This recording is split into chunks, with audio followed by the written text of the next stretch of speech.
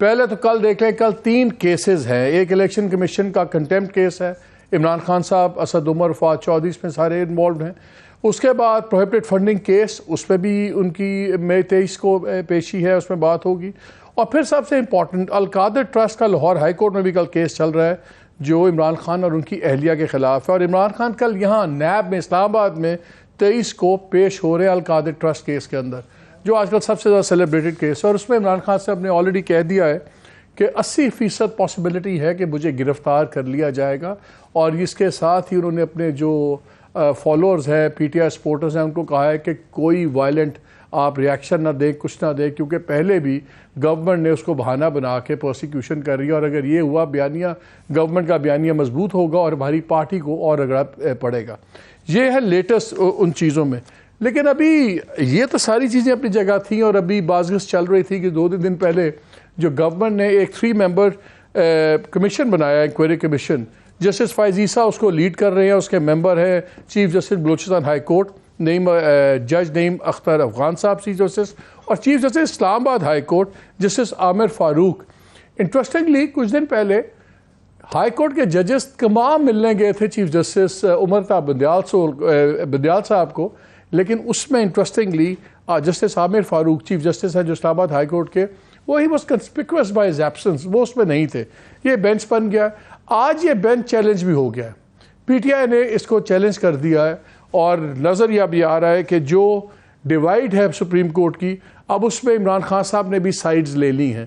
کیونکہ جب آپ اعتراض کرتے ہیں فائز عیسیٰ لیڈ بینچ پہ، کمیشن پہ، تو آبویسلی سب کو پتہ ہے کہ قاضی فائز عیسیٰ گروپ اور ایک جسٹس عمر تا بندیال گروپنگ ہے سپریم کورٹ کے اندر. تو یہ بڑی انٹرسٹنگ چیز ہے. مگر اس میں ہم سب پہ بات کریں گے کہ کیا لیگلی یہ کمیشن کام کر سکتا ہے کہ نہیں. کیونکہ قانونی نقطہ یہ بھی ہے کہ اگر غیر قانونی طور پر کوئی بھی ایویڈنس ایکوائر ہو، ملی ہو، وہ ایویڈنس کے طور پر سبمٹ نہیں ہو سکتی، اس پہ نہیں فیصلہ بات ہو سکتی. اور یہ جتنی آڈیو ٹیپس ہیں یہ ساری انلیگلی میڈ ہیں، انلیگل ان کا جینیسس ہے. تو کیا اس پہ آگے فردر انویسٹیگیشن ہو سکتی ہے؟ دس اینڈ ادر تھنگس، یہ ہم ساری باتیں ابھی آگے جا کے ڈسکس کریں گے. لیکن آج کی جو ہیڈ لائنز بن گئی ہیں وہ بن گئے، خان صاحب نے ابھی ایک انٹرویو دیا لندن کے ٹیلی گراف کو، اور اس کے اندر اس کا ٹائٹل بھی تھا the quiet Pakistan general waging war against Imran Khan. اور اس میں جو بین فارمر ہیں جن کے ساتھ انٹرویو دیا، انہوں نے 2 دن بڑی انٹرسٹنگ باتیں کی. ایک تو انہوں نے کہا کہ جی جو خان صاحب ہیں وہ کہہ رہے ہیں کہ جنرل عاصم منیر ہمارے آئین، ڈیموکریسی اور جو ہمارے رائٹس ہیں ان کو تھریٹن کر رہے ہیں، اور وہ ملک کا فیوچر ڈسمینٹل کر رہے ہیں صرف اپنے آپ کو بچانے کے لیے. پھر اس آرٹیکل میں انہوں نے لکھا بیک گراؤنڈ دیتے ہوئے کہ باقی چیزیں اپنی جگہ ہیں، باقی اختلاف نہیں جائے، لیکن اصل اختلافات بنے جب 2019 میں صرف 7-8 ماہ کے بعد جنرل عاصم منیر کو ایس ڈی جی آئی ہٹا دیا اس وقت ایز بطور وزیر اعظم عمران خان نے. 3 سال کی پوسٹنگ، لیکن صرف 8 ماہ کے بعد ہٹا دیا. وہ اس بیسس پہ کہ کیونکہ انہوں نے خان صاحب کو ایویڈنس دی تھی ان کی اہلیہ کی کرپشن میں انوالومنٹ کی. خان صاحب نے آج ٹویٹ کیا اس پہ، اور 21 کو ٹویٹ کیا، اور انہوں نے لکھا کہ یہ جو کلیم اس آرٹیکل میں آئے ہیں یہ غلط بات ہے، ایبسولوٹلی کمپلیٹلی فالس. نہ تو مجھے جنرل عاصم نے بطور ڈی جی آئی ایس آئی کوئی ایسے ثبوت دکھائے، اور نہ ہی میں نے اس وجہ سے ان کو ریزائن کرنے پہ مجبور کیا، ان کو ہٹایا اس جگہ سے. بھائیو، آپ کے والد خود ڈی جی آئی ایس آئی تھے، اور وہ بھی جس طرح شہید ہوئے وہ بھی ایک لارجر کانسپریسی تھی جس میں بڑا کچھ ملک کے ساتھ ہوا. آپ 9 مئی کو کیسے دیکھتے ہیں؟ اور یہ جو بات میں نے آپ سے شیئر کی ہے کہ خان صاحب یہ بھی کہتے ہیں کہ ڈی جی آئی نے 3 پالیسی پہ ڈفرینس ہوئے تھے. آپ کے والد بھی اتنا عرصہ رہے اور وہ ایک آٹوکریٹک رجیم کا حصہ بھی تھے. کیا اگر ڈی جی آئی کے کوئی پالیسی ڈفرینسز اس قسم کے بڑے ڈفرینس ہوں تو یہ اس وقت کے اپنے وقت کے آرمی چیف کی مرضی کے بغیر ڈی جی آئی ایس آئی اس طرح کے پالیسی ڈفرینسز کر سکتا ہے؟ پہلے تو آپ نے فکرہ کہا کہ میرے والد ایک آٹوکریٹک رجیم کا حصہ تھے. میرے والد پاکستانی فوج کا حصہ تھے، وہ آٹوکریٹک رجیم کا کبھی حصہ نہیں رہے، نہ کبھی وہ گورنر جنرل ضیاء الحق کے ساتھ تھے، وہ تو آٹوکریٹک رجیم تھی نا. وہ تو وہیں that is a reality. D G I S I کا عہدہ یا chairman joint chief of staff committee کا عہدہ تو ہوتا ہے, وہ فوجی عہدہ ہوتا ہے, ٹھیک, وہ سیاسی عہدہ نہیں ہوتا. I just wanted to clarify that. Secondly, آپ نے 9 مئی کی بات کی. دیکھیے میرا تو زبیر کی طرح ایک خاص تعلق ہے اس ادارے سے. میں تو پلا جمائی کنٹونمنٹس میں ہوں, جس میں کچھ عرصہ تو زبیر کے ساتھ بھی گزرا ہے پنڈی میں. سو میں تو پروڈکٹ ہی کنٹونمنٹس کی. Accidents can happen anywhere. جی میں کہا حادثات کہیں بھی ہو سکتے ہیں, پنڈی میں بھی ہو جاتے ہیں. زبیر کے ساتھ آپ کا ٹائم گزرا ہے, زبیر صاحب کے ساتھ ٹائم گزرنا ہے. Haroon was my class fellow, ان کے چھوٹے بھائی. نہیں, ہارون میں اس کا کلاس فیلو تھا جی. اچھا. تو میں یہ گزارش کروں کہ دیکھیے ہر کس پاکستانی کا دل دکھتا ہے پاکستان کی کسی چیز کو نقصان پہنچے, بالخصوص آرمی کی پراپرٹی کو, اور بالخصوص ایک سینئر آرمی آفیسر کے گھر کو.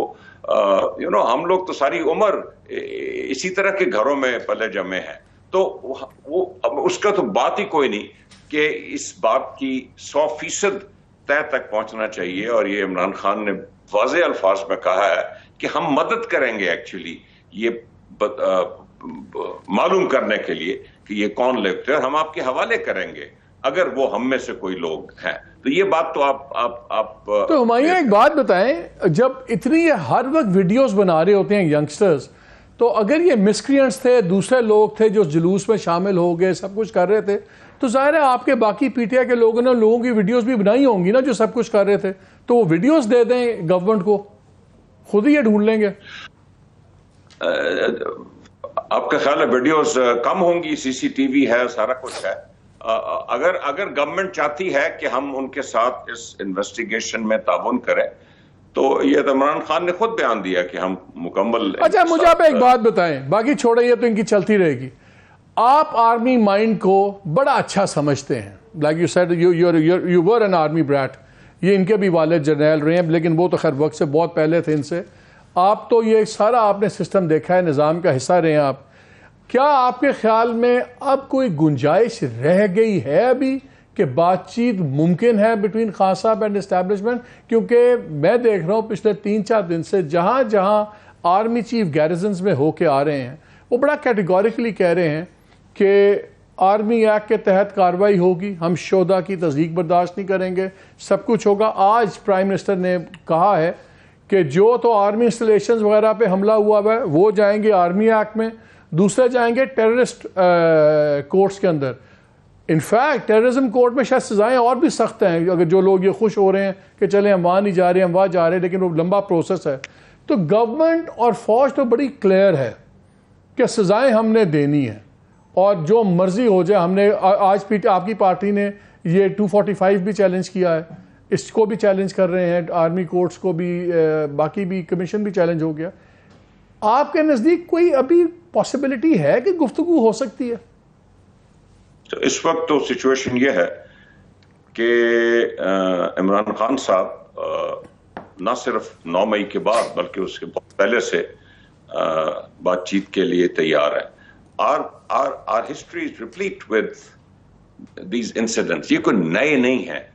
Going back to 1951 Pindi conspiracy میں فیض احمد فیض کو میرے خیال شاید پھانسی کی سزا ہو گئی تھی اور وہ ٹریٹر قرار دے دیے گئے تھے. اور 75 کے پورے حیدرآباد ٹرائل آپ کے سامنے, اس سے پہلے 71 میں بنگلہ دیش کی کریشن آپ کے سامنے ہے. تو ہمیں اپنی غلطیوں سے سیکھنا چاہیے. زیرو سم گیم کبھی نہیں بنانی چاہیے. جو ہمارا براڈر آبجیکٹو ہے, اینڈ آئی ایم شیور کہ ساری پارٹیز کا آبجیکٹو یہ ہے کہ پاکستان کے لیے مستقبل میں اس وقت پاکستان کی بے انتہا پیچیدہ پرابلمز ہیں. نہیں وہ ٹھیک ہے, لیکن میں تو آپ سے پوچھ رہا ہوں, آپ کی اسیسمنٹ میں آپ کا خیال ہے کہ ابھی گفتگو ہو سکتی ہے؟ دیکھیے میں تو اس خواہش کا اظہار کر سکتا ہوں, thinking about our country, because you know مالک کہ ابھی اس وقت میں الارمنگ سٹیٹمنٹس, کیونکہ میں ایک پارٹی کا ممبر ہوں اور میں پاکستان کا وزیر رہ چکا ہوں, میں الارمنگ سٹیٹمنٹس اکانومی کے بارے میں نہیں دینا چاہتا. But the situation is precarious. And this zero-sum game is not going to help the country. It's not going to help the country. So میں خواہش کا اظہار کر سکتا ہوں, میں یہ اسپیکولیٹ نہیں کر سکتا ہوگی کہ نہیں ہوگی, میں خواہش کا اظہار کر سکتا ہوں کہ for the sake of the country بات چیت کا سلسلہ شروع ہو جائے. ایک چیز ہمیں نظر آ رہی بڑی خطرناک, اور وہ یہ ہے کہ جو پنجاب گورنمنٹ ان پرٹیکولر ہے بڑا سویر کریک ڈاؤن کر رہی ہے خواتین کے اوپر. جو لسٹ بنائی ہوئی ہے, جو ویڈیو سامنے آ رہی ہیں, اور جس طرح کئی جگہ پہ مس ہینڈلنگ ہوئی ہے.